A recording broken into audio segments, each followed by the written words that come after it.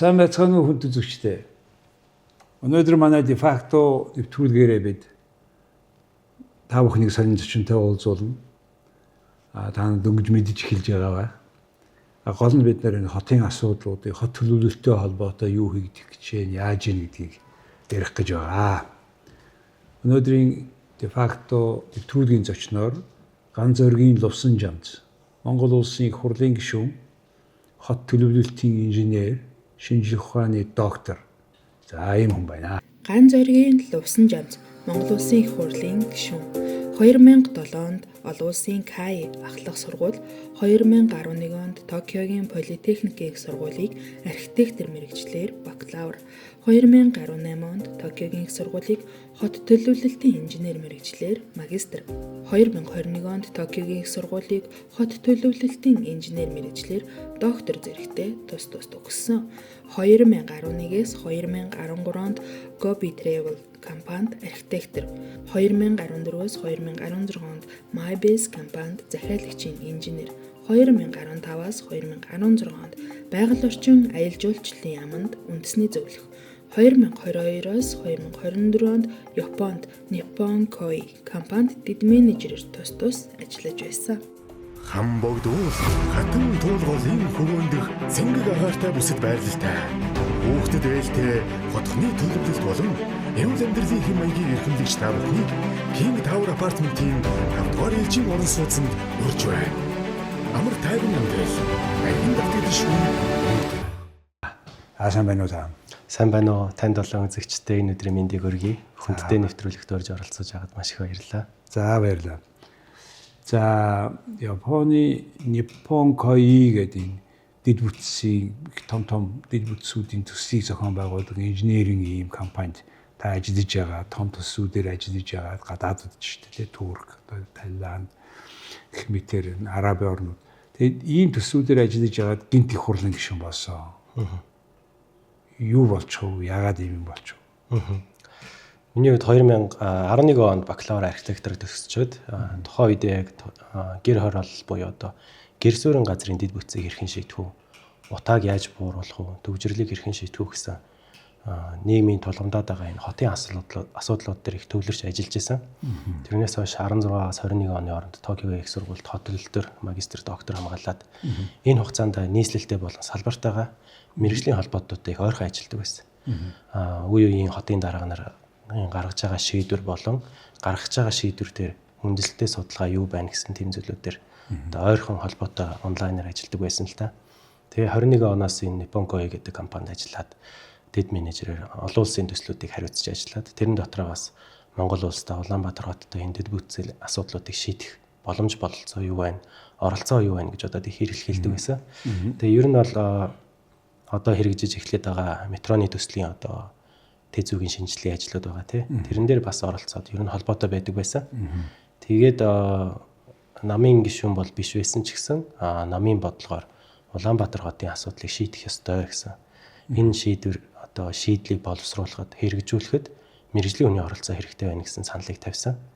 Тэгээд тэр үед бол урт хугацаанд бас ийм төрийн байгууллага талаас, төрийн бодлого талаас оролцоотой байж бид нэр ирээдүгөө бүтээх ёстой гэсэн тийм одоо итгэл үнэмшил байдаг байсан болохоор энэ нэр дэвших саналыг хүлээж аваад их хурлын гишүүн болсон. За ингээд их хурлын гишүүн болоод одоо жил тийм ээ орчих. Таны хүлээж ирснээс яг ингээд дотор нь ороод ажиллахаар зөрөөтэй юм байсан. Зөрөөтэй юм гэвэл сайн зүйлүүд их байна гэж харж байна. Өмнө нь би нөгөө гадна талаас нь зөвлөх ажил хийдэг байсан бол одоо дотор нь ороод зөвлөх ажлыг хийж байгаа. Тэгэхээр ялангуяа бодлого дээр одоо суур зарчмаараа алдаатай байдаг зүйлүүд дээр мэргэжлийн шийдэл хэлэхээр их олон хүмүүс хүлээж авч байна. Ялангуяа төрийн байгууллагууд, хотын захиргаа гэсэн байгууллагуудын өдөрт албан тушаалтнууд бол ер нь бол их сайн хүлээцтэй одоо чих тавьж сонсдог. Зарчмаараа бид нэр өөр байх ёстой. Жишээлбэл автомашин төвтэй хот биш ээ. Нийтийн тээвэр төвтэй хот руу чиглэх ёстой. Утааг шийдэхин тулд бид нэр түлшин дээр анхаарах биш ээ. Дулаалган дээр анхаарах ёстой гэсэн.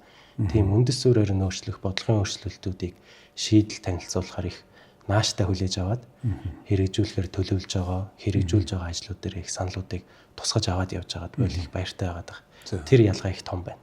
За тэгээ за яг саяхан хоёр чиглэлээр хоёул илүү төвлөрч ажилламаар байна.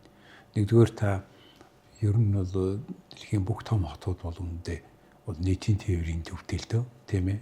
Айгу ямар тодорхой зэгээс ямар хамгийн урт нь тийм хугацаа болно, богино тийм хугацаа болно гэдэг хүмүүс аж амьдралаа төлөвлөх боломж өгөөд нь шүү дээ. Хэдэн цаг явдаг юм аа гэдэг. Манайх тэр боломжгүй учраас аюул болохоор ойрхон нүүхийг бодоод байна шүү. Эсвэл бол аюулгүй хурдан тэнд очих. Тэгээ үр дүнд нь үндсэндээ одоо монголчуудын амьдрал чинь гэртээ нэг унтдаг юм байна. Машиндаа нэг үнждэг юм байна тийм ээ. Ажил дээр 8 цаг, машиндаа нэг 6 цаг энэ төр гэх мэтэр тийм. Тэгээ асуудлыг бол хүмүүс аягүй сайн мэдэж байгаа, ойлгож байгаа. Сургуулийн төлөвлөлт гэн тэр гээл тийм. Чанар хот руугаа төв руугаа зөөж гэх мэтэр. Яг энэтэй холбоотой нийтийн тээвэр төвтэй хотыг байгуулахад бид юуны өмнө юу хэрэгтэй вэ? Юу хэрэгтэй байгаа? Юу хийх хэрэгтэй вэ? Эхнээсээ зарим ажлууд эхэлсэн явж байгаа. За. Нийтийн тээвэр нэгдүгээр цэвэрхэн байх хэвээр. За. Хэрэглэхэд хялбар байх хэвээр. Автобусны зогсоол нь хэрэгцээнд зөвлөсөн буюу хүн амын нягтралтайгаа нийцүүлээд зорчхоор зорж байгаа цэгтэй нь уялдсан байдлаар төлөвлөлтөө оновчлох хэвээр. Энэ гурван ажлыг хийх хэвээр. Одоо яг үннийг хэлэхэд сая өвлийн үйлрэлд бол автобус нь өөрөө автомашинтайгаа зөв зэрэгцээ дүүж ирчдэг. 2 цаг зогсчдаг. Тэгэхээр тэр автобусны буудал дээр хүлээж байгаа хүмүүс бүтэн цаг гадаа хас 30 градус хүлээж байгаа. Ийм нөхцөл байдалд байгаад байна. Энийг бид нэр өөрчлөхийн тулд автобус нь төрүүлж явдаг болох хэвээр. Нэгдүгээр игнэгээд инх тайвны өргөнчлөөгөр гаргасан байгаа боловч гэрлэн дохион дээр очиод автомашинтайгаа яг адилхан гэрэл асчдаг. Цагдаа автобусаа төрүүлж явуулдаггүй. Бүр одоо муу жишээ гэх юм бол явган хүмүүсээ хүртэл гарцаараа гаргадаггүй. Тэгэхээр ийм нэг нийтийн тээвэр явган зорчигчдыг ерөөсөө тэргүүн ээлжинд тавихгүй байгаа буюу автомашинаа л явуулъя гэсэн бодлого бариад байгаа. Энийгээ бид нар оронгоор нь өөрчлөх ёстой. Цэвэрхэн байдал дээр бол сая саарал өнгийн автобусууд шинээр орж ирээд дотор нь утаа үнэртдэг байсан асуудал бол гайг болсон тийм. Хоёрдугаарт хэрэглэхэд хялбар байх нөхцөлийг нь бүрдүүлэхтэй өнгөрсөн 9 сард нийслэлийн 1-р орлогч дарга байсан Мандуул одоо Чингэлдээ дүргийн засаг дарга байгаа. Мандуул даргатай цуг яриад юм оны гэдэг зөвхөн энэ монополдсон зүйлийг болио. Зөвхөн юм оны гэдэг картаар суудаг байсан шүү дээ. Энэ хаанаас авах нь тодорхойгүй. Хаан цэнэглэх нь тодорхойгүй. Байхгүй бол сууж болдоггүй. Нөгөө талдаа хүмүүс байхгүй болохоор бэлэн мөнгөөр 500 төгрөгийг явьчдаг. Тэр мөнгө нь автобус компанийн орлого нь болдоггүй. Тэгээ автобусны одоо 14 компани байгаа. Бүгдээрээ алдагдaltaй ажилладаг. Энийг засъя. Бүх банкны карт тач буюу ингээд дараа тооцоо хийдэг болцсон. Зөвхөн юм оноо биш банкны картаар хүртэл суудаг болох хэвээр. Тэгжээж бид нар нийтийн тээвэр хэрэглэдэг зорчигчдын тог их болох хэвээр гэсэн тийм ажлууд хийсэн. Одоо 2 3 дугаар ээлжинд төлөвлөж байгаа нь саяны ихний хэлсэн нийтийн тээврийн одоо энэ тусгай игнийг яг бодтоор явдаг болгоё. Гэрлэн дохион дээр автобусны тусдаа гэрэлтэй байгаад автобус ирээ зогслоо гэрэл шууд аслаа автобус явна. Тийм байдлаар явах юм бол Улаанбаатар хот чинь тийм том хот биш шүү дээ. Автобусны тусдаад гэрэл тавих юм уу? Тэгнэ гэсэн. Тэр нь яадаг юм? Одоо ногоон шар улаан байгаа бол хажууд нь ногоон гэрэл. Ногооноор автобусны зурагтай ногоон гэрэл байна гэсэн. Тэгээ нөгөө баруун эргэж болон зүүн эргэн гэдэг нэг тусдаа хасдаг шүү дээ. Тэрэн шигээ автобусны гэрэл асгалаар автобус нь явж болно гэсэн. Тэр ажлыг хийхийг автозамын удирдлагын төвтэй ярьж байгаа. Дээрээс нь нийслэлтэй бас ярилцаад явж байна. Тэгээ нэгдүгээр игний яг хурдан явдаг болчих юм бол манай хот нэг захаасаа нөгөө зах хүртэл 20-30 минутын дотор зорчих боломжтой хот. Өө ямар айтайхаа нэгдүгээр игний хизээ юм болох юм. Энэ наадмаас эхлээд инх тайвны өргөнчлөлийн нэгдүгээр игний зохицуулах ажлыг хийнэ гэж байгаа. За. Гэрлэн дохой тавих ажлыг нь болохоор хууль замын хөдөлгөөний хууль дээр өөрчлөлт оруулах хэрэгтэй юм байлээ. За. Үүнийг үндэсний 20 минутын үндэсний хороо Эрдэнэ бүрэн сайд ахлаад хийж байгаа. Хуулийн төслийг боловсруулж байгаа. Тэгэхээр эдгээр мань ингээ зэрэгцээд хоорондоо уялдаагаа зэрэг явах юм бол автобус хүлээгдэхэ болно гэсэн. Автобус нь тэрүүгээр чөлөөтэй явдаг байх хэрэгтэй. Тэгээд явган зорчигчтой яав. Явган зорчигчдуудыг сая гэрлэн дохионы оновчлолтоо зэрэгцүүлээд явган зорчигч уулзвар дээр очиод 4-өөс илүү минут хүлээхгүй болох хэрэгтэй. Одоо хамгийн муу уулзврын жишээг хэлэх юм бол Чингис хааны музейн уртлын уулзвар байгаа. Явган хүн одоо ташуу гарахын тулд 3-4 гэрлэн дохио хүлээх шаардлагатай болдог.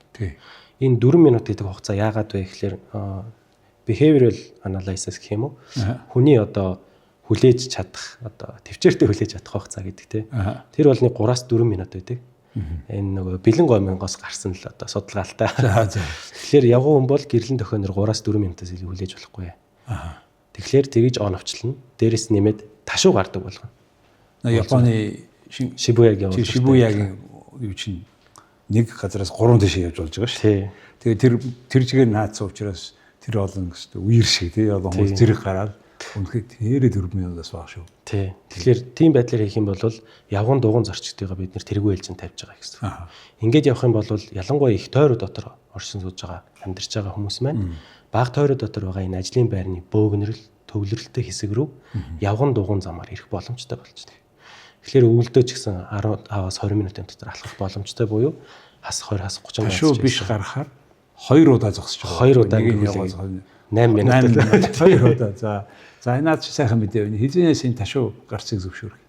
Энийг сая хэлсэн замын хөдөлгөөний удирдлагын төвд хуулийн дөр хийлгэж байгаа. Тий. Тэр бас нэг нэмэгдлийн материалууд бий болно. Гэрлэн тэгэхээр чинь аль гэрлээ ташуу гаргахтаа харна гэсэн үг. Бас тэнд нь гэр хий гэсэн үг шүү. Ташуу дээр. Тий. Ташуу дээр ихтэй нөгөө автомашин бүгд улаан хасах учраас нэмэлт гэрлэн тохиол хэрэггүй. Бүх замын урсгалууд улаан хасаад цагаанаар будчих юм байна.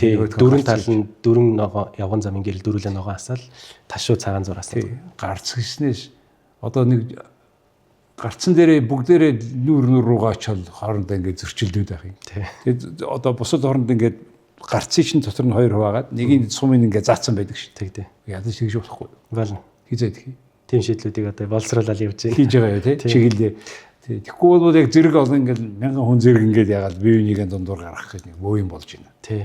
Энэ төгжрлийг шийдэх яг явган дугуун зорчигчдыг тэргүй ээлжин тавих, нийтийн тээврийг тэргүүн тавих, автомашинаасаа ялуулах, татгалзах тийм сэдлийг нь өгөх гэсэн нийтдээ 20 гаруй хийх ажлыг слайдаар бэлтгээд нийслэлд санал болгочихсон байгаа. Одоо тэрнээс хойш ингээ байнга одоо энэ ажил хэр явж гин, хаана явж гин, хизээ ирэх чүгээл асуугаал яваа. Скутер дугуй 2 явган хүнтэйгээ хойлолдоод аман ноцтой юм болж байна. Тэгээ ер нь бол чи яг тэгшээ явахгүй юм бол дугуйн дайрагдах боломж магадлал машин дээр болцсон. Тэгж. Хажуугаар шүргээл гараад байгаа. Шүргээл гараад байгаа. Харин тий. Энийг яах? Энэ дээр Батчимэг гишүүнээр ахлуулсан замын хөдөлгөөний тухай хуулинд өөрчлөлт оруулах ажлын хэсэгт ажиллаж байгаа. Би бас байгаа.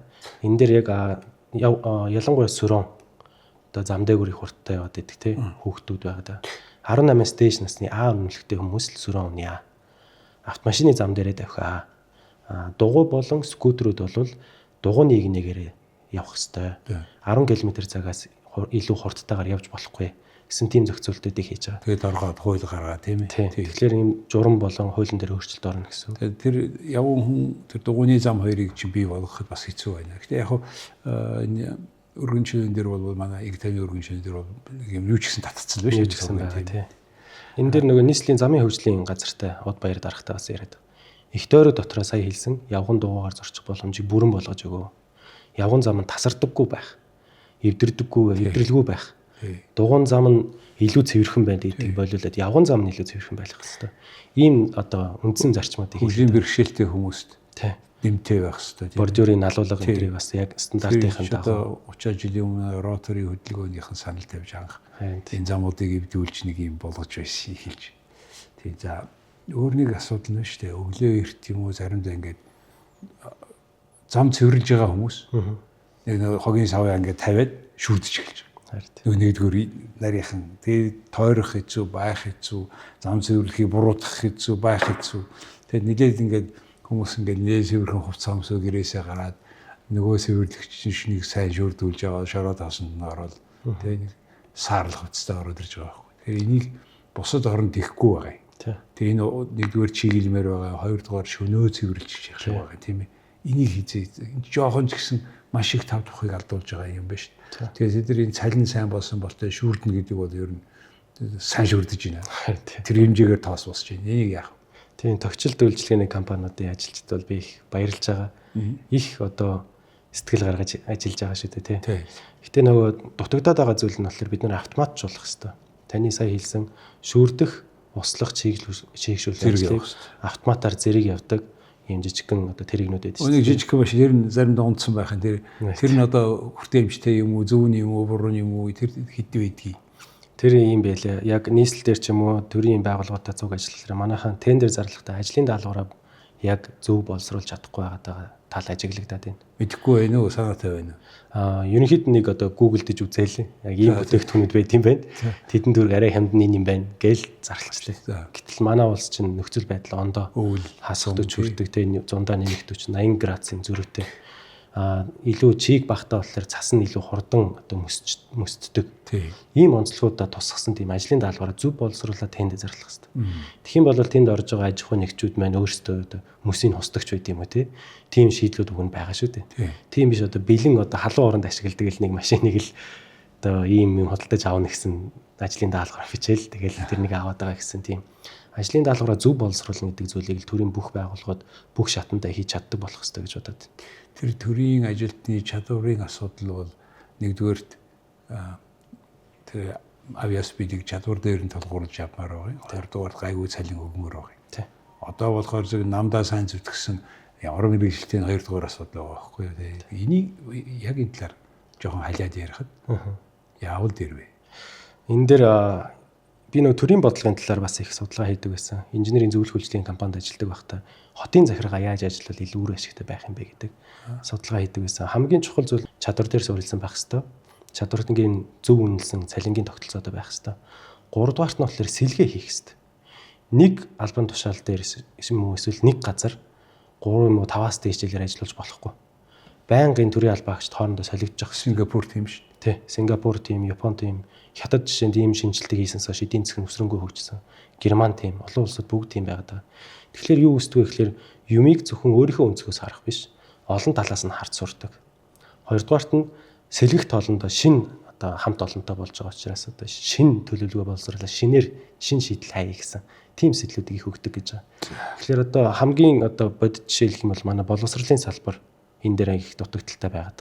Нэг сургуулийнхаа захирлыг одоо бараг 10-20 жил хийдэг шүү дээ. Гэтэл тэр сургуулийг сайн ч гэдэг, муу ч гэдэг. Уг нь сайн захирал байх юм бол 3 жилээрээ сэлгээд явах юм бол тэр хүн өөрийнхөө карьерийн 20-30 жилдээ бараг 10 гаруй сургуулийн менежментийг сайжруулах боломжтой байдаг. Эсвэргээрээ тийм менежментийн одоо чадваргүй хүн байх юм бол заавал захирал хийх шаардлагагүй шүү дээ. Харагдаж шүү. Математикаа зааж аваад явж болно. Өөрийнхөө үндсэн одоо барьсан одоо хичээлээ заагаад явах бас боломж нь байж л байгаа шүү дээ. За хоёулаа нийтийн тээврийн хуулиар цэвэрхэн байх тухай ярьсан. Хялбар байх тухай ярьлаа. За чиглэлийг оптимизацийг яаж хийдэг? Энийг их хөгжил дээр суурилсан боёо одоо big data analysis гэж хэлдэг тийм. Одоо Google дээр бид нар ингээд энэ зам чуулган байна шүү гэж гараад шүү дээ. Тэр чинь айгүй том их хөгжил. Тэрийг зөвхөн Google-ыг хийгээд байгаа байхгүй Монголд тийм. Тэр бүх гар утаснуудын цугларсан газраар хийгээд шүү дээ тийм. Тэгэхээр яг тэрүүн шиг энэ хамгийн их гар утас хамгийн ямар хэмжээний урсгал хаашаа урсч хэдэн цагт урсч гэдэг анализыг яагаад хийж болохгүй вэ? Google бид нарыг хаана явааг мэдчихээд байхад Монгол явж чадахгүй байна, болохгүй байна уу, мэдэхгүй байна уу, big data-га ашиглаж чадахгүй байна уу? Нийслэлийн нийтийн тээврийн газрын дараа батхан жаргал дарахтай их тулж ажиллаж байгаа. Яг таны хэлсэн зүйлүүдийг хийх ёстой гэсэн. Сая хэлсэн нөгөө төгжрөлийг шийдэх багц 20 ажиллагдаа. Тэрэндээ би тусгаж өгсөн. Юм оныгоор зорчсон иргэдийн хаанаас сууж байгаа дата. Одоо банкны картаараас зорчиж байгаа иргэдийн хаанаас сууж байгаа дата биднэрт байгаа. Энгийн одоо үнэлгээ хийж үзсэн л дээ. Нийслэлийн одоо хамгийн өндөр ачаалттай байгаа автобусны буудлууд бол 5 шар, офицер, мобис 3. Өдөрт бараг 20,000-аас дээш хүн бууд сууж байгаа.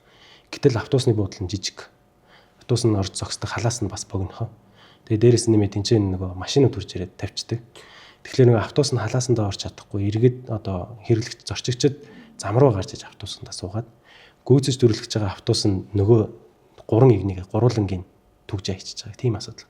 Зарим буудлын дээр биш үү? 5 машин байгаа. Тэр 5 бол жолооч нь дотроо байгаа. Жолооч нь дотроо байгаа бол хаанч тавьж болно гэдэг ингээд ойлгоод байгаа байхгүй. Тэгээ энэ дээр нөгөө торгуулийн юм ажиллах хэрэгтэй байсан. Тэгэхээр одоо бас нэг зүйлийг хэлээд байгаа нь замын цагдаа нар уулзуур дээр зогсдгоо болоо. Гэрлэн төхөд энд байгаа. Замын хөдөлгөөний удирдлагын төвөөс тэрнийг унтрааж асааж болно. Тийм технологи нь ороод ирсэн. Бэлэн байгаа. Замын цагдаа уулзуур дээр биш автобусны буудлын дээр зогсох хэрэгтэй. Автобусаа хурдан явуулах үйл ажиллагааг л хийх хэрэгтэй. Саяхан нэг замын цагдаа бүр замын тун зогсож исэн байхгүй юу. Тэгээ энэ зүгээр ч юм уу да гэдэг. Мань хүн зогсоод тэгээ тэр ачаал дөрвөн зам дээр ачаал өгөхгүй явуулаад байгаа байхгүй юу. Багшийн дэдийн урд би яг тийм цагдаа харсан. Эхэлж байгаа юм байна л даашгүй. Тэгээ дээрээс нь нэмээд нөгөө чиглэл оновчлох, автобусны буудлыг оновчлох гэдэг ажлыг нийтийн тээврийн газрын дараад хэлээ л. Ачааллыг бас оновчлох. Ачааллыг бас оновчлох хэрэгтэй. Тэгэхгүй бол манайх яг инхтээний өргөн жилөө дагуу одоо юу хийн 7-8 компани 10 хэдэн чиглэлийн автобус нэг дор явуулаад байгаа. Тэрийг одоо том хэмжээний одоо залгаа автобус байдаг одоо BRT гэж хэлдэг те. Тэрүүгээрээ зөвхөн ихтэй өргөнжлөлөөр хурдан яваалаа. Тэндээсээ салаалсан одоо бага эргэлттэй, жижиг эргэлттэй тойрог чиглэлүүдийг гаргаж өгөх хэрэгтэй гэсэн ажлыг хэлээл байгаа л да. Одоогийн тэр автобусны билет ингээд хэд хэм өндийн дотор бол дараагийн автобусын сохол өнгөрөөс тий. Тэр чи их зүй их л байгаа. Буюу яг таны сайн хэлсэн тэр нөгөө том метродгийн тухай ярина. Тэр тухай ингээд юу гол замаараа энэ том автобус, урт автобусуудаа явуулаад нөгөө автобусны тусгай гэрлээрээ тэгээд жижиг замууд руугаа жижиг автобус нутаад явахаар тэр зохион байгуулмаар юм шүү. За юм байна. За яг тээвэртэй холбоотой нөгөө метроны тухай ярихгүй байж болохгүй. Хүмүүс одоо аль зэрэг бодтой юм бас 1000 жингийн үлгэр гээл одоо тендер зарлцсан 20-од компани санал өгсөн гэж яваад өчигдөр тий энэ ямар хуу явцтай байна аль зэрэг бодтой гэж та харж байгаа. Нарийн мэдээллийг нь бол сайн мэдэхгүй байна. Гэхдээ урьдчилсан тэзүүг бол шинжилээд дууссан. Үндсэн тэзүүг хийгээд дууссан. Метроны буудлын зогсоолууд бол хаана байх нь тодорхой болсон гэж сонссон. Одоо гүйцэтгэгч буюу construction компаниудыг сонгох тендерийг шалгарч байгаа. Одоо хэрэгжиж байгаа тийм явж байгаа. Зөвлөх үйлчлэгээний компани бол бэлэн болсон. Тэгэхээр ер нь бол санхүүжилтийн шийтгэл юм болвол энэ хэрэгжих бүрэн боломжтой. Санхүүжилт шийдсэн гэдээ яриад байгаа шүү хотын дарга. Тий, Англитай бас тийм 2 тэрбум евро гэсэн үү, паунд гэсэн үү. Тийм хилцээр хийгээд ер нь бол эцсийн шатандаа орчихсон шийдэгдээд байгаа гэж сонссон. 2.5 еврогийн зээл байх таа тийм ээ. Олон улсын зээл болохоор 4 5 3 10 дотор л байх хэрэгтэй хамгийн их нь тий. 8 дотор ч юм уу. Libor нэмэх нэг 2 гэл явах хэрэгтэй. Libor дээш доош болоод байгаа юм бас. Тэрнээсээ болоод ихтэй тэгээ санхүүжилтээ зээл авчихна гэх. Тэгэхээр таны тооцоогоор тэр мөнгийг бид нар сахиулж чадах юм уу? За 20 жилээр авсан байх гэж бодъё л да. Би мэдэхгүй яг термин. Тэгээд энэ метронууд ч дандаа ашигтай бус ажилдаг гэж яриад байх юм. Энэ ямар учиртай. Чивэл Японы метро. Японы ашигтай байгаа. Тэр болоогүй юм биш. Чигж байгаад оруулчих. Метроны төслүүд ер нь метро гэлтгүй галт тэрэгний төслүүд ч гэсэн дэлхий дээр 2 хуваагддаг. Барууны загвартай, зүүнний загвартай, Азийн загвартай модель гэдэг. Азийн моделүүд бол бүгд ашигтай ажилдаг. Сингапур, Токио, Сөүл, Хонконг энэ хотууд бол бүгд метроны компаниуд нь ашигтай ажилдаг. Барууны буюу одоо Европын орнууд, Америкийн одоо метроны нийтийн тээврийн шугамуд бол бүгд алдагдaltaй буюу төрөөс татаасаар ажилдаг. Ялгаа нь хаана вэ гэхэлэр хот төлөлт буюу үйл хөдлөлийн салбарыг нийтийн тээвэртэйг уялдуулж чадсан уу гэж. Transit oriented development гэж хэлдэг. Нийтийн тээвэрт суурилсан хот байгуулалт гэж. Энийгээ цогт нь уялдуулж чадсан хотууд бүгд ашигтай ажиллаж байгаа. Тэгэхээр нийтдээ ингээд орж байгаа орлогын 40% болвол зорчигчдын билет авсан мөнгөөр орж ирнэ. Нэмээд 40% нь бол тухайн одоо метроны буудлын эргэн тойронд байгаа үйл хөдлөх хөрөнгөөс түрээс ч байд юм уу борлуулсан орж ирдэг. Үлдсэн 20% нь бол метрон дотор мөн сая хэлсэн үйл хөдлөхүүд дотор байдаг зар сурталчилгааны самбарууд байгаа тийм. Тэднээс орж ирдэг гэсэн ийм 3 төрлийн орлогын их үүсвэртэйгээр төлөвлөж чаддаг нь Азийн хотуудын метроны менежментийн модель. Тэгээд нэгдүгээр ер нь бол сая Токио, Осакагийн метроны яг ялангуяа зангила транзит хабуудын уулз ингээ харахаар солилцоодаг станцуудыг ингээ харахаар тэр доотлон тэр чигээр хот байгаа юм чи. Тэ бүхэл бүтэн үйлчлэгээний. Үгүй юу үсчнээс ахуулаад дэлгүүр хаш ер нь бүх юм байгаа. Бүх юм байна. Зонтыг авлаа гэтэл станц болгон дээр шиг байдаг ч юм уу те. Хэмитэр юу энийг тэр транзит friendly гэж ярьлаа шүү. Transit oriented.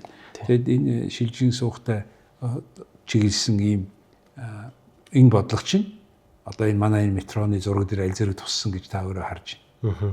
Би барыг дотор нь ороод ажиллалаа байгаа л та. За. Одоо нийслэлийн хөгжлийн ерөнхий төлөвлөгөө 2040-ыг өргөн барьсан байна. За. Энэ дээр яг энэ сая хэлсэн TOD нийтийн тээвэрт суурилсан хот байгуулалтын тогтолцоог бий болгоё. Одоо тодорхой болсон байгаа метроны буудлуудад барьж болох барилгын өндрийг нь өндрөөр тавьж өгнө. Өндрөөр болгож өгсөн нэг хувийн хвшлийн оролцоог хангах хэрэгтэй. Манай томоохон одоо барилга барьж чаддаг болсон компаниуд зөндөө байгаа тийм. Тэдэртэйгээ бид нэр хамтарч ажиллах хэрэгтэй. 10 давхар байршин барих гэсэн бол за та 15 давхар барья. Зөвшөөрлийн үгүй 5 давхрын бол нийт метроны компанидаа түрээсээр нь авдаг ч юм уу тийм байдлаар одоо тохиролцоо хийж хэвээр дийл хийх хэрэгтэй. Энийг хийгээд явъя гэдэг энэ моделийг нийслэлийн хөгжлийн хөтөлбөрөөр оруулсан. Метроны компанийн тэр 5 давхраа түрээсэх нь биш. Тэг нэгсэн. Гэхдээ яг өөрсдийнхөө төлөвлөснөөр, түрээсэгчийн төлөвлөснөөр биш. Тэгээ өөрсдөө тэр нэг олон зорчиж байгаа хүнийг зорчих, шилжих энэ бүхэн дээр нь илүү боломж өгсөн, тий, дэлгүүр хоршоо нээсэн ийм маягаар өдөрдөж явъя гэж байгаа юм байна, тий. 40-40-20 гэдэг хуваараа. Тэгээд дараа нь одоо бол эхний ээлжинд 17 км тийм ээ, баруунаас зүүн тийшээ. Энийг хизээ гэхэд барьчихна гэж бодож байна та. Хамгийн хурднаар бол 2030 он болов уу гэж бодож байна. За 2030 он тий. За одоо хүмүүсийн ярьж байгаа. Одоо ингээл мөнх цэвдэх хөрстэй 3 метрээс хойш ер нь Монголд энэ газар доор юм хийхэд хэцүү усгаар нэтэрээ гэж баахан хүмүүс яриад байгаа шүү дээ. Азэр гүнзгий байх юм метроч. Манай хөлтлийн түвшнийг 4 метрээс одоо 6 метр газараас хамаараа тий. Permafrost гэдэг нь. Метро маань анх бол төвийн эсгэрийн газар доогуур цаашаа газар дээгүүр явна гэж хэлснийг бүгд доош орохоор болсон. Тэгэхээр боломжтой хэсэг дээр бол 4 эсвэл 6 метрээс илүү гүнзгий хийх хэрэгтэй. Хоёрдугаарт нь манай басныг давуу тал нь хөрсний ус бусад орнуудтай харьцуулахад харьцангуй гайгүй. Ер нь бол түнэл ухахад хамгийн том асуудал ус байдаг. Тэгэхээр Улаанбаатар хотын хувьд бол гайгүй гэсэн одоо геологийн дүгнэлт нь гарч илээ. Тэгэхээр харьцангуй гайгүй болов гэж бодож байна. За тэр түнэл ухахтаа жишээ нь одоо ингээд 6 метр, 10 метр асар томын түнэлийн юм ухдаг системүүд баян шидэ авчраад угсарчт юм байлээ тий.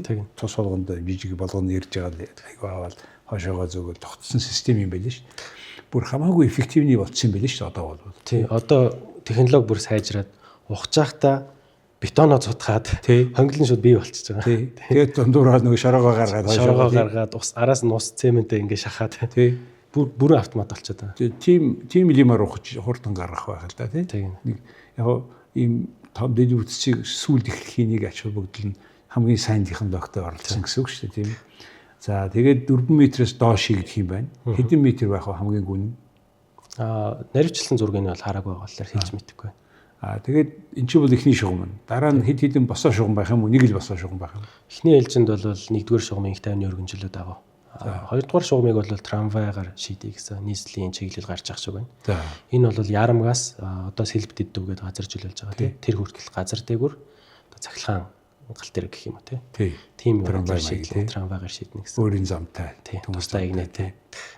Тустай игнэтэй. Нөгөө тустай гэрлэр явдаг. Тустай гэрлэр явдаг.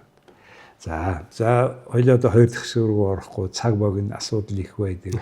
Та ингээд бүгдээрэнд нь машин өргөн мэдээлэлтэй хандж байгаа талархаж байна. За 2 дахь асуудал утаа. Утааны асуудлыг та түрүү ингэж шүү дээ. Утаа чинь юуны өмнө за тэр түлшнээсээ гадна дулаалгатай байна гэж. За энийг тайлбарлаач.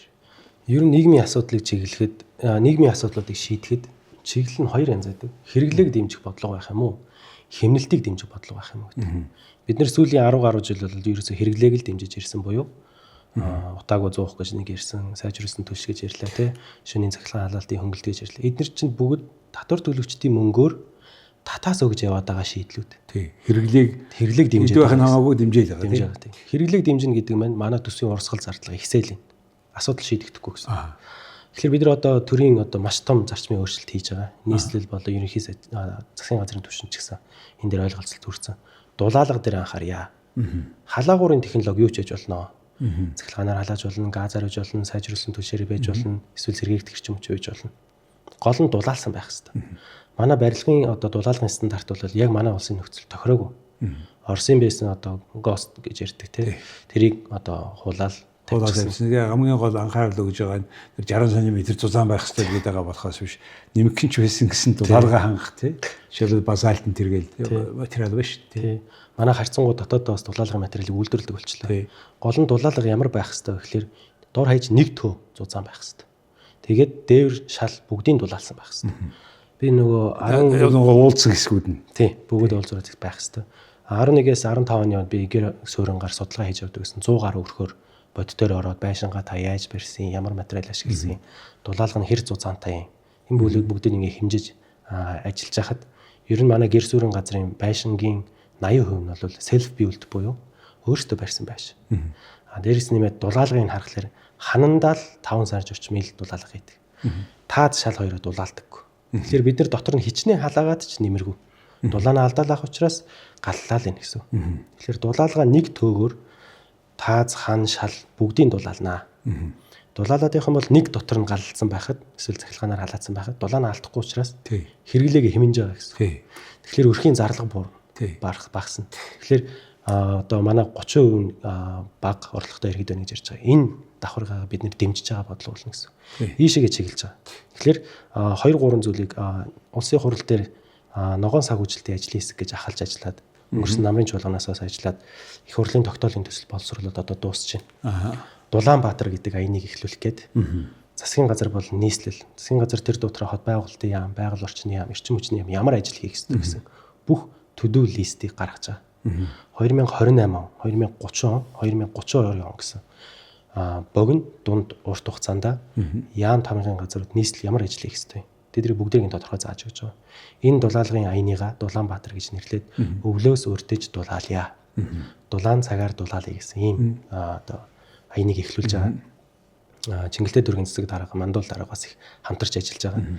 Тэгэхээр энэ дээр хамгийн том өөрчлөлт юу гарах гэдэг нь гэхээр одоо манай хэрэглээний зээл маань 36 сараар болгодог бол ногоон зээл гэдэг шин журам гаргаад 60 сараар эргэн төлөвт хугацааг нь тооцож байгаа. Тэгээд тэр зээлийг зөвхөн дулаалга болон эрчим хүчний хэмнэлттэй амны орон сууцсан дээр олгоно Хэдэн хувь байх вэ? Тэрийг тооцоод үзэхлээр байгаль орчны яамнаас ногоон зээлийн бүтээгдэхүүнэд татаас олгож байгаа. 6% хүртэл бууруулах боломжтой. За. Амны орон сууц барих юм бол эрчим хүчний хэмнэлтийнх нь хувьтай нь уялдуулаад зээлийнх нь хүүг буулгая гэсэн тийм бодлого гарч байгаа. Тэгээд ч одоо нөгөө ийм дуран шиг юм аваачаал ингээд хараад тухайн байшингийн яг хаагуура дулаан алдаж байгаа нь улаан тод улаан өнгөтэй болоод ингээд гаргадаг. Тийм инфра камера гэдэг камераар харчдаг. 10 хэдэн жилийн өмнө GTZ гэх Германы байгууллага тэрийг одоо манай хөдөө аймагуудаар ялангуяа сургуулиудын хуучин барилгыг үзээд бүр маш их алдагдaltaй байна гэх юм. Тийм учраас сургуулийн санхүүжилтийн 30-аас 40% зөвхөн дулаалга өгөхөд зориулж байгаа. Хэрвээ өгөө халаатаа өгөх тий хэрэглээгээл дэмжиж байгаа гэсэн үг тий. Маш зөв концептуальны өөрчлөлт хийж байгаа юм байна. Тий, суураар нь өөрчлөх гэж хийчихэж байна. Дүгнэлттэй ч гэсэн бид нар аль зэрэг дулаан алдахгүй байгаагаар нь урамшуулах нь шүү дээ. Урамшуулна гэсэн. Хэдэн мөх олон байшин да. Энэ Улаанбаатарын гэр хороолол гэдэг одоо нэг 200 гаруй мянган айл ба шүү дээ. 270 орчим мянган айл гэж. Тэгээ энэ айлуудыг чинь тал нь бол өөрсдийн нэг барьсан модон байшинтай. Тэгээ тэрний дулаалгын асуудал бол бас асуудал байгаа шүү. Азар харин нөгөө өмнө нь бэлтгэгдсэн ажлууд маш их байсан. Таны сая хэлсэн GIZ-ийн одоо пассив стандарт гэж ярьдаг. Энэ пассив стандарт байгаад байгаа. Монголын үндэсний ногоон барилгын хөрөлнгөөс баталсан Best Gear гэдэг ногоон барилгын одоо шалгуур үзүүлэлтийг бас баталчихсан байсан. UNICEF болон People in Need-ээс хэрэгжүүлсэн гэрийн дулаалгын чип багц гэж бас байгаа. Тэгэхээр нөгөө бидний хэрэглэх боломжтой технологиуд аль хэдийн бэлэн болчиход байгаа нь миний ажилд бас их нэмэр болж байгаа. Тэр байгууллагуудаа их ойрхон тулж ажиллаж байгаа. World Vision билүү бас. Олон төрлийн бас байгууллага энэ талаар эдээ олон жил ажилласан. Гэхдээ химия гэдэг талаас нь биш нөгөө хэрэглээг нь биш химнэлтийн дэмжээ гэдэг юм концептуальны өөрчлөлт одоо ингэ болж байгаад тэгээ та тэр нь нэлээд мандалын хороолт оролцож байгаа гэдэг нь итгэл төрүүлж байгаа маа. Баярлалаа. За үндсэндээ ингээд та хоёр асуудал ярих гэсэн нэлээд ярьчлаа. Хугацаа болцсон цагийн. Тэгэхээр за ингээд яриад төлөвлөөд ингээд ухаантайгаар одоо мэдлэгтэйгээр шинжлэх ухааны үндэстэйгээр ярих төлөвлөх нэг хэрэг. За одоо хэрэгжүүлэх гэдэг шал өөр хэрэг шүү дээ. Тэгээ энэ дээр нь мониторинг хийгээд явахгүй бол бид нар сайхан ярьж байгаа үндсэндээ зарим мартаад алга болд юм да. Тэгэхгүй байхыг найдаж байгаа. Тий. Энэ дээр бас таны нэвтрүүлгээр дамжуулаад бас нэг уриалга хэлмээр байна. Хотын асуудлын 50-60%-ийг оршин суугчдал шийддэг. Манайх нэг тийм хуучны хандлага одоо социалист хандлагаараа яваад шийддэг. Даргын шийдвэрийг өрөөд хүлээдэг, даргыг шийдэж өгөөч гэж хэлдэг, дарга дэмжээд өгвөл гэж тийм хандлагатай. Манай залуу юм ялангуяа тийм биш байгаасаа гэж бодож байна. Оролцоотой байхыг хүсэж байна. Дулаалгыг бол сая хэлсэн хөнгөлөлтөө зээлийн журмыг гаргана. Иргэн төлөлт нь 1 сарда төлж байгаа сайжруулсан төлснөөс хямдхан байхаар тооцооллыг хийж байгаа. Та бүхэн маань иргэд оршин суугчид маань оролцоосоо гэж хүсэж байна. Ялангуяа хорооны иргэдийн нийтийн хуралдаа суугаасаа гэж хүсэж байна. Зөвхөн их хурлыг хараад, засгийн газрын хурлыг хараад, гарсан шийдвэрийг хараад суух биш. Хорооны иргэдийн нийтийн хуралдаа суугаад, сөөхийн хуралдаа суугаад хамтдаа асуудлаа шийдэх ёстой байж тээ гэдэг зүйлийг ойлгоосай. Тэрнийг хэрэгжүүлээсэй гэж хүсэж байна. Миний хувьд ч гэсэн хорооны иргэдийн нийтийн хурлуудаар ингээд тойрч одоо уулзалт хийж явъя гэж бодож байгаа. Манай орон нутгийн гишүүд чинь нөгөө бага сумаа тойроод явдаг те. Миний хувьд одоо Улаанбаатар хотын асуудлыг шийдэх. Иргэдийн оролцоо зөвхөн сонгуулийн үеэр гардаг бай. Бусад үеэр. Ер нь энэ ардчил гэдэг энэ нийгмийг бид нөгөө иргэд өөрсдөө оролцохгүй байгаа учраас муулаад байгаа байхгүй. Иргэд оролцсон газар ардчил ялаад явж байгаа шүү. Тэгж байгаа. Хөгжиж байгаа тийм. Энэ ойр зүрийн асуудал байхгүй байгаа шүү. За чухал уриалга бай. Хүн болгон оролцоосоо гэсэн л одоо өсөлтийг уриалгыг хүргэж ийна гэж бодлоо тий. За баярлалаа тий. Баярлалаа. За хүн үзэгчтэй өнөөдөр Улаанбаатар хотын асуудлыг нэлээд дэлгэрэнгүй ярьлаа. Та бүхэн таалагдсан байх гэж бодож байна. Ер нь бол та бидний оролцооноос бүх юм хамаарна шүү дээ. Бидний өмнөөс хинч хийхгүй шүү. Бидний өмнөөс хинч амьдрахгүй шүү. Баярлалаа. Сэлгэр уучин орон зай. Хараа баясгах, үзэмжид харууц. Сэвэр агаар, тав тухтай орчин. Тансаг, давтагдшгүй өнгө төрх. Таныг илэрхийлэх төгс хийцлэлтэй King Tower. Тав дугаар элчийн орон сууцны загварын байранда та бүхнийг урьж байна. King Tower Apartment.